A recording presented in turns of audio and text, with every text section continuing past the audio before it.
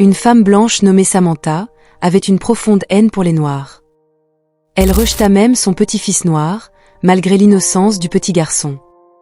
Elle n'avait jamais voulu avoir quoi que ce soit avec lui. Plusieurs années plus tard, on lui diagnostiqua une maladie. Son petit-fils était la seule personne qui pouvait la sauver. Vous ne croirez pas ce qu'il a fait. Un matin, lors d'une dispute entre Samantha et sa fille aînée Felicity, elle cria à sa fille « N'ose pas épouser cet homme noir. Si tu le fais, je te renierai », la voix tremblante de fureur, le corps secoué par des émotions incontrôlables. La tension entre la mère et la fille était intense. Felicity regarda sa mère, choquée de voir à quel point elle était en colère. Elle ne pouvait pas croire que la douce et aimante Samantha s'était transformée en un monstre vicieux. Gardant une distance de sécurité, Felicity essayait d'expliquer sa situation, espérant que l'amour maternel amènerait sa mère à ses côtés. Mais plus elle expliquait, plus Samantha tremblait de rage, son regard féroce et ses yeux cramoisis de colère. Samantha ne laissa pas Felicity finir et insista avec force sur sa position.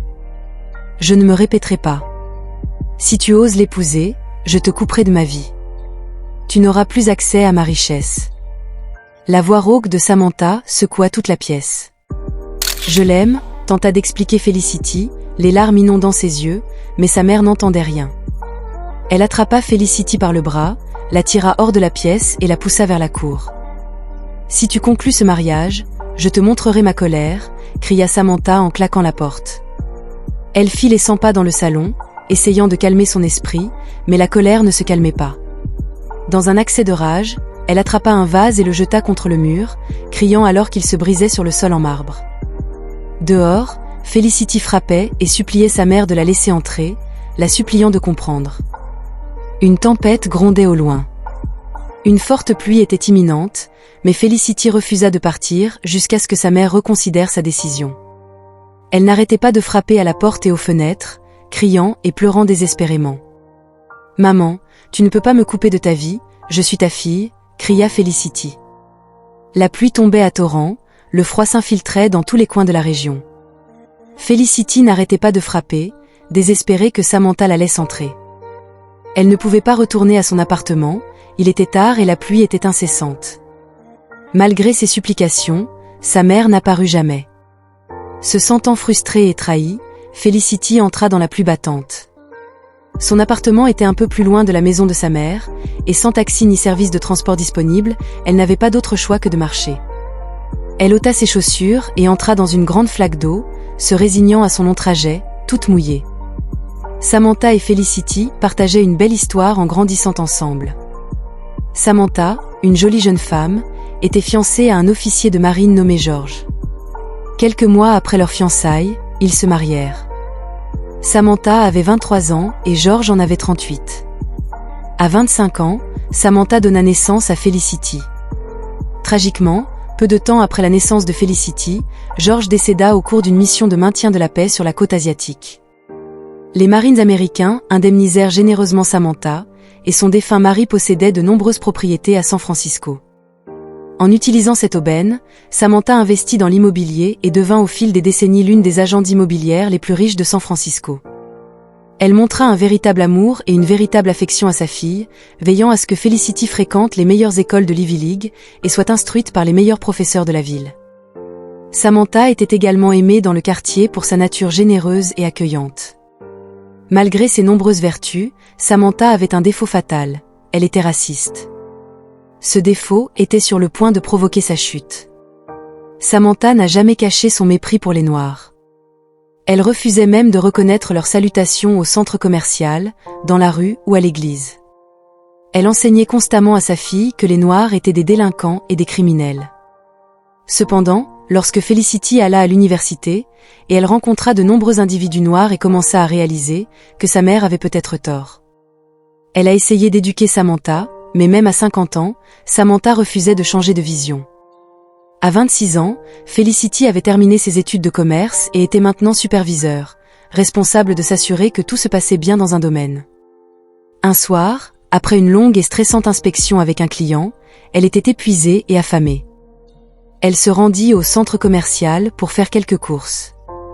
Là-bas, elle vit un bel homme noir et se retrouva incapable de le quitter des yeux. Il était incroyablement attirant. Leurs yeux se croisèrent plusieurs fois et finalement, il s'approcha d'elle et tenta de commencer une conversation. Malgré son intérêt, elle resta silencieuse. « Salut, je m'appelle Mark. Si tu ne veux pas me parler, puis-je au moins connaître ton nom ?» demanda-t-il. Sa voix était grave et parfaite comme la musique aux oreilles de Felicity. Elle se sentit attirée par cet homme, mais elle connaissait le point de vue de sa mère sur les hommes de couleur. Elle lui fit un petit signe de la main et se dirigea vers l'étagère pour récupérer ses articles. Mark était toujours là, lui souriant avec une dentition parfaite. Il sortit sa carte et paya ses articles. Bien qu'elle le remerciât, elle estima que son geste était inutile. Alors qu'elle se tournait pour partir, il fit de grands pas et se tint devant elle. « Je suis plombier et peut-être que vous pourriez avoir besoin de mes services à l'avenir, » dit-il avec un sourire chaleureux. Il sortit sa carte et la lui tendit. Elle reçut la carte, fit un petit sourire et passa devant lui. Quand Felicity arriva à la maison, les pensées du gentleman noir la submergèrent. Vivant seule dans une des nombreuses propriétés de sa mère, elle se sentait souvent ennuyée et seule. Un soir, alors qu'elle regardait ailleurs devant la télévision, une pensée la frappa. Elle attrapa la carte de visite de Mark et composa son numéro.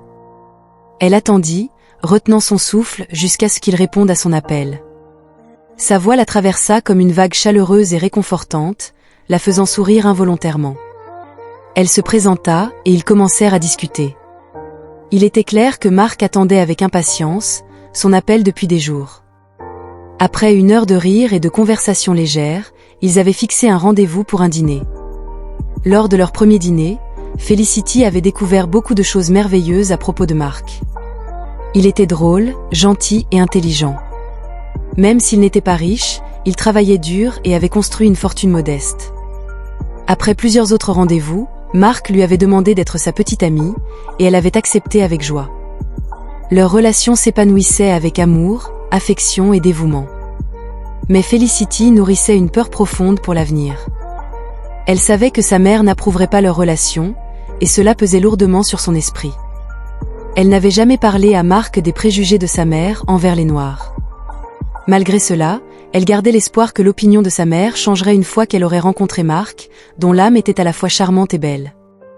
Leur relation avait continué pendant quelques mois, et la veille de la Saint-Valentin, elle avait décidé de rendre visite à Mark.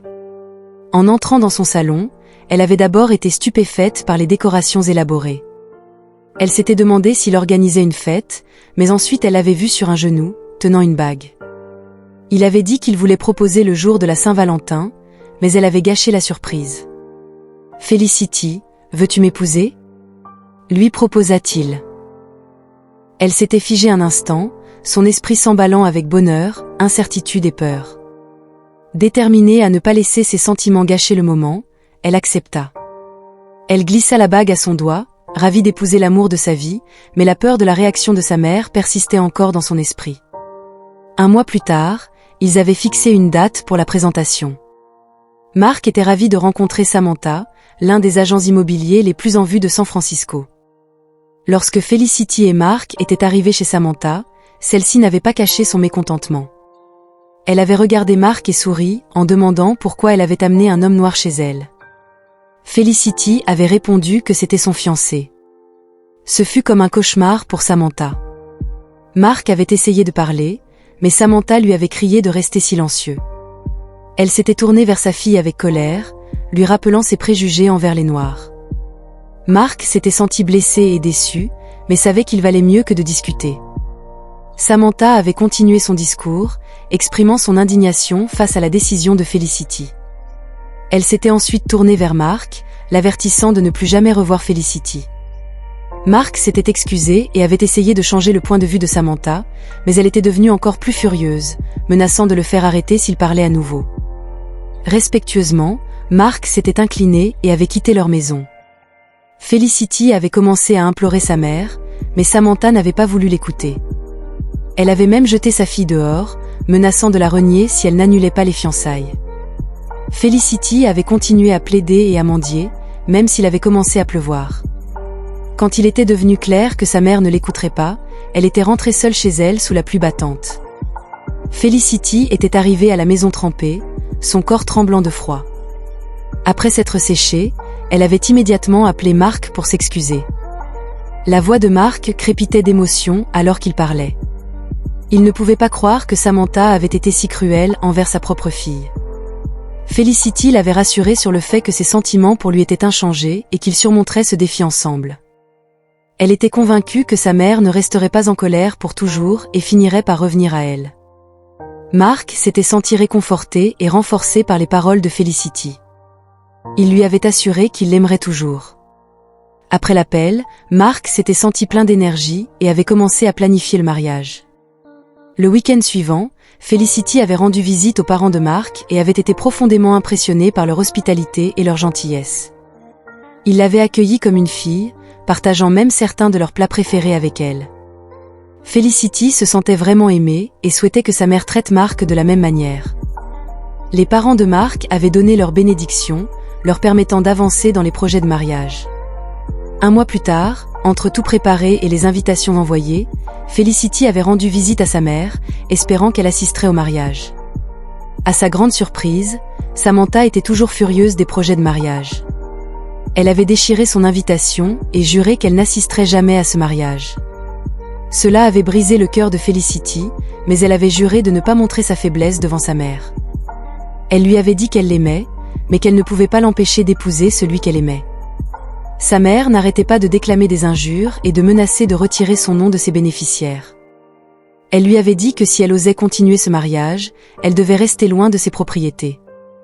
Felicity avait répondu que Mark travaillait dur et qu'il construirait leur fortune.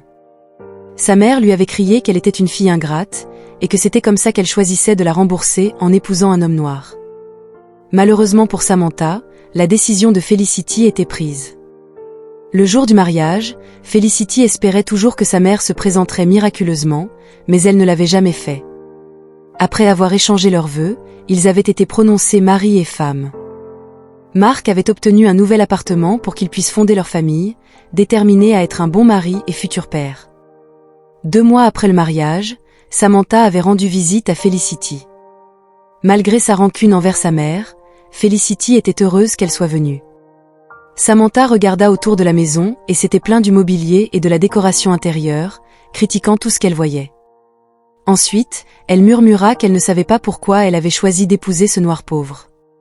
Felicity lui répondit que bientôt, ils construiraient leur manoir. Quelques mois plus tard, Felicity avait découvert qu'elle était enceinte. Lorsque Samantha avait appris la nouvelle, elle était ravie et attendait avec impatience l'arrivée de son petit-fils. 9 mois plus tard, Felicity avait donné naissance à un magnifique petit garçon noir. Excitée, Felicity avait appelé sa mère et lui avait demandé de se précipiter à l'hôpital. Elle avait hâte que sa mère rencontre son petit-fils. Samantha était également hors d'elle de joie, elle avait toujours voulu un petit-fils, et son rêve était enfin devenu réalité. Malheureusement, l'excitation de Samantha s'était transformée en choc et en consternation lorsqu'elle avait vu son petit-fils.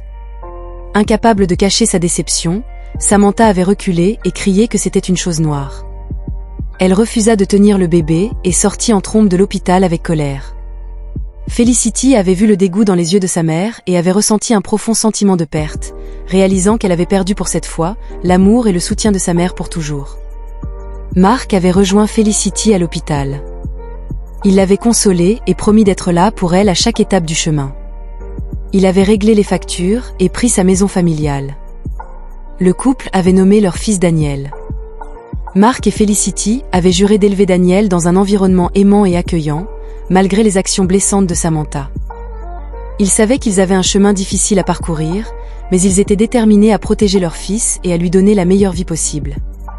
Felicity s'était profondément liée avec Daniel, qui avait ses yeux et son nez, mais la couleur de peau de son père était un défi pour elle en tant que nouvelle maman. Cependant, la mère de Mark était toujours là pour la soutenir. Samantha était encore sous le choc de la déception d'avoir un petit enfant noir. Elle ne rendait jamais visite ni ne répondait aux appels de Felicity. Après quelques mois, Samantha avait finalement rendu visite à sa fille. Son attitude envers son petit-fils était choquante. Elle avait refusé de le tenir et avait grincé des dents chaque fois qu'il rampait près d'elle. « Il n'est qu'un bébé, quel mal pourrait-il faire ?» demanda Felicity. « Il est noir » répondit Samantha froidement. L'attitude de Samantha envers Daniel ne s'améliorait jamais et empirait de jour en jour. Même en tant que bébé, Daniel sentait le dédain de sa grand-mère et s'éloignait d'elle. Malgré cela, Felicity gardait espoir que sa mère finirait par changer et aimerait son petit-fils. Mais l'animosité de Samantha persistait. Elle ne voulait même pas reconnaître Mark. Un soir, Felicity avait rendu visite à sa mère pour lui préparer un plat. Daniel, plein d'espoir pour l'affection de sa grand-mère, lui avait souri dans le salon. Au lieu de lui rendre son sourire, le visage de Samantha s'était tordu de dégoût. Daniel s'était approché d'elle, mais elle l'avait repoussé comme s'il était une créature dangereuse. Témoin de cette scène, Felicity était furieuse. C'était le point de rupture. Felicity ne pouvait pas imaginer quelqu'un nourrissant une telle haine envers un enfant innocent. Elle avait confronté Samantha et lui avait dit qu'elle ne remettrait plus jamais les pieds dans sa maison.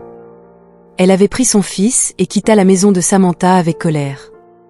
Quelques jours plus tard, Felicity et son mari avaient déménagé à Los Angeles. Samantha ne s'était jamais excusée, convaincue que sa fille reviendrait comme elle l'avait toujours fait. Mais cette fois-ci, Felicity était résolue. Des années s'étaient écoulées, sans contact entre la mère et la fille. Samantha aspirait à revoir Felicity, mais ne l'avait jamais contactée. Après 7 ans, elle avait finalement essayé d'appeler, mais le numéro ne répondait plus. Peut-être que Felicity avait changé de carte SIM, se disait-elle. 18 ans s'étaient écoulés depuis la séparation de la mère et de la fille. Samantha, maintenant vieillissante, commençait à faire face à des complications de santé. Elle avait refusé l'idée des aides-soignantes à domicile et continuait ses activités quotidiennes malgré le déclin de son état. Lors d'un examen à l'hôpital, les médecins lui avaient diagnostiqué une insuffisance rénale nécessitant une greffe en 1 mois. Aucun membre de la famille proche n'était disposé à faire un don, et ceux qui le souhaitaient ne correspondaient pas craignant ce qui l'attendait. Les médecins lui avaient demandé si elle avait un fils ou une fille qu'il pourrait contacter. Samantha avait révélé qu'elle avait une fille, mais ne savait pas où elle se trouvait. Les médecins s'étaient engagés à la trouver et à la contacter. 1 mois plus tard, Samantha avait souffert d'une grave crise de santé.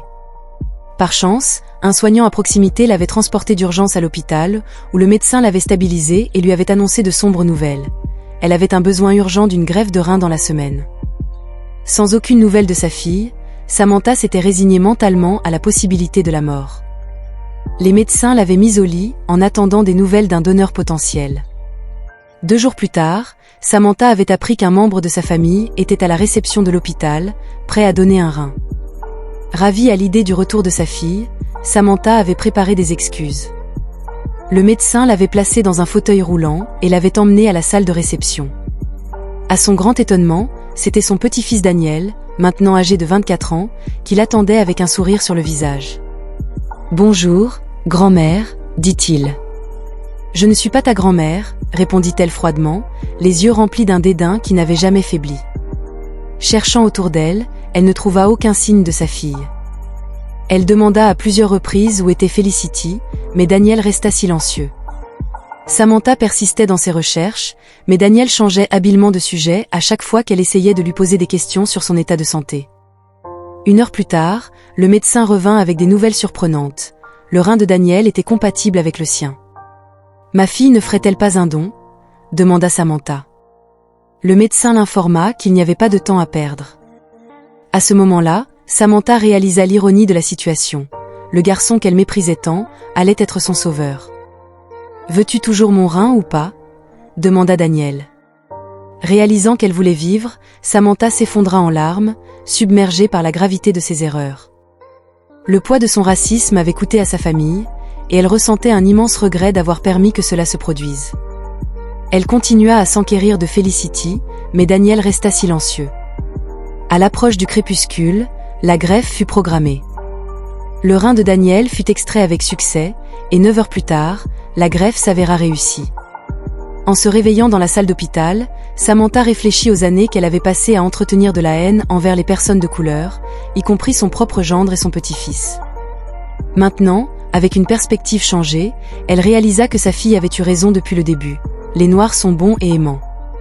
Samantha regrettait profondément ses préjugés passés et ressentait une forte envie de s'excuser auprès de Felicity, espérant que sa fille lui pardonnerait. Des semaines plus tard, Samantha fut libérée et son petit-fils la reconduisit chez elle. Il l'aida à s'installer et lui prépara même à manger, faisant preuve de gentillesse malgré son attitude précédente. Avant de manger, Samantha pleura une fois de plus en implorant pardon. Daniel sourit chaleureusement et lui dit qu'il lui avait pardonné depuis longtemps.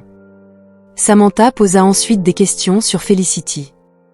Elle devait s'excuser auprès d'elle et de Mark. Daniel révéla alors quelque chose de dévastateur. Mark et Felicity étaient morts dans un accident de train, 7 ans plus tôt. Samantha se sentit presque s'effondrer en apprenant la nouvelle. Son cœur était lourd de chagrin, et elle subit une crise de larmes incontrôlable. Daniel craignit qu'elle ne fasse une crise cardiaque.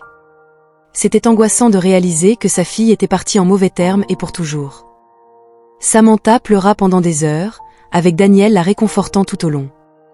Samantha réalisa l'ironie de la vie. La même personne qu'elle avait rejetée était désormais sa seule famille et héritier de sa richesse. Il serait celui qui s'occuperait d'elle au fur et à mesure qu'elle vieillirait. Samantha avait tellement honte qu'elle se mettait presque à genoux pour plaider pour son pardon, mais Daniel l'arrêta. Il lui dit une fois de plus qu'il lui avait pardonné avant même qu'elle ne le demande, mais il précisa clairement qu'il ne faisait que suivre les souhaits de sa mère. Felicity avait toujours voulu qu'ils aient une bonne relation. Daniel, suivant les enseignements de sa mère, et resterait toujours gentil et compatissant. Samantha jura de chérir et d'aimer Daniel. Elle était reconnaissante qu'il soit sa chair et son sang.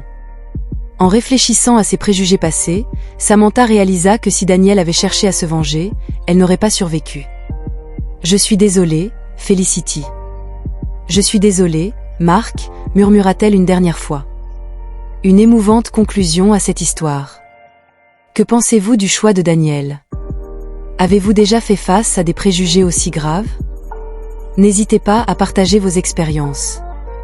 Merci d'avoir regardé, et à la prochaine pour une nouvelle histoire émouvante.